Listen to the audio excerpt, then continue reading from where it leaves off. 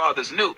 Like Benjamin Franklin came out of the halls of Philly, Constitutional Hall, and the young lady asked him, what do we got here? He says, daughter, a republic if we can keep it. And so the Constitution was not written for immoral, unjust people. The Constitution was written for moral, spiritual people who could discern the times and the seasons through the Word of God. It's a cult. It's a cult of personality, you know. Yeah, I've heard that. I've heard that before, but always. And I have people here, Pastor, who are saying to me that they would take a bullet for Donald Trump. Now, he's not the president. He's not, you know, that's unusual. You don't hear that a lot. This is what has happened. All of the atrocities, the calamities, the whole debacle at the border, everything now is causing people to awaken to what America is really all about. So this awakening now is taking on personal interests. So every community now is saying, I got something to lose in this if we don't stand together. And so that's what we're seeing. When a person says that, that's a personal interest. He's saying, yeah, and you know, everybody's not willing to die for anybody. But there are some who will say it's that cause right now. That's what Patrick Henry said. Give me liberty or give me death. And now that we're hearing it again, it sounds to some foreign, but this is in the roots of this country. This is what America's all about. These men came from farmers and business people, and most of them were just wanting things to be better, who fought for this nation back in 1776. You're talking about awakening.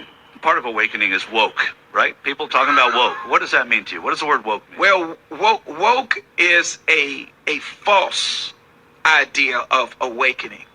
It does everything opposite of awakening, which is a revival, which comes from a spiritual stirring of one's consciousness. And so if you have a lot of dirt, you know, in your mind, a lot of diluted or polluted things, what a revival does is shake the trees again so that now you can begin to see clearly. But what woke does, woke gives a false assimilation of action. Okay, I'm woke. Well, it doesn't give action. Define it. What is woke? It tells you what cannot work, what will not work in a people of community. Right, but tell me what it is, though. If I say I'm a man, and then I say all of a sudden I identify as a woman, that's woke. It gives demonstration of the total opposite of freedom, liberty, consciousness, all of those things. Woke actually shuts down. So it pretends its eyes are open, but their eyes are really asleep. And so when a person says that illegal immigration is cool, that's woke. Why is that woke? It's woke because we know a nation cannot survive off of bringing lottie-dottie, I'm being crazy now, but lottie-dottie and everybody into the country. A nation cannot remain sovereign if it keeps its borders open. And why do we expect America to do it when all these other nations, other places, close and shut their borders? Isn't feeding you're tired, you're poor, you're hungry, isn't that both a part of someone of the cloth as well as part of the Statue of Liberty? Yeah, but it's in the context of righteousness. A nation that is not lifted up, if it is exalted, it says righteousness exalts a nation. What does that mean?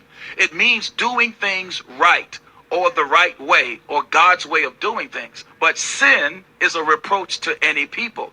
So if I say, give me your poor, give me your foreign, you know, it was under the understanding of when you come in, you have to become us. Okay, but who defines sin, right? I mean, for some people it's a sin to build a wall and say you can't come over it.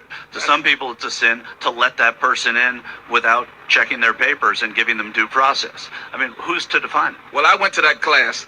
God defines what sin is.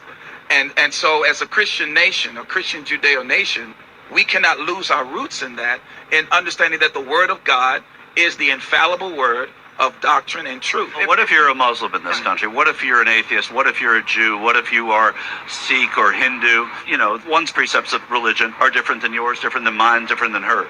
Well, this is what I love about this nation. Our founding fathers put together what is called the U.S. Constitution, the First Amendment, the freedom of what? Religion.